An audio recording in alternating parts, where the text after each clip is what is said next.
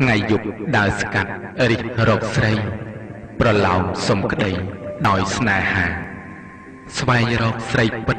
សពលក្ខណៈប្រាថ្នាជាគូគប់មេត្រីដើរស្កាត់តាមភូមិអូត្រពាំងចាំឃ្លាំក្រែងមានសពស្ត្រីប្រកបទៅដោយកល្យាណីប្រពៃសម្រាប់ចិត្តស្វែងរក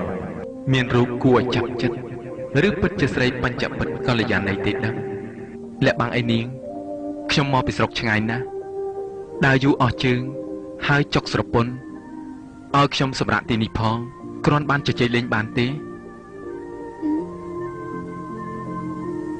ទេមិនបានទេស្រុកខ្ញុំប្រកាន់ណាមើលចាំតាមទៀតណាតាមមកស្អាតនាងភូមិនេះមានស្រីទេ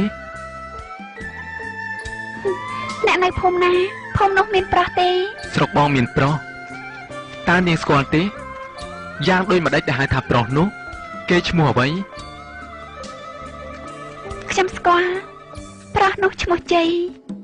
ជ័យនោះមានន័យថាឈ្នះអស់មួយផែនដីលុះតែឈ្នះយ៉ាងនឹងហើយតើហៅថាប្រុសចុះបងស្គាល់ទេដោយម្ដេចដែលហៅថាស្រីដែលហៅថាស្រីគឺនាងនោះឈ្មោះថាសួស្ដីបានន័យថាគឺសេរីសួស្ដីក្នុងដែននេះនឹងរកឈ្មោះណាមកប្រដូចគ្មានចុះនាងខ្លាចទេប្អូនអត់ខ្លាចទេបងចុះបងក្រែងទេបងឥតក្រែងអ្វីទេចុះបងសួរនាងថាខ្លាចឬទេតើនាងយល់ដូចម្ដេចដែរ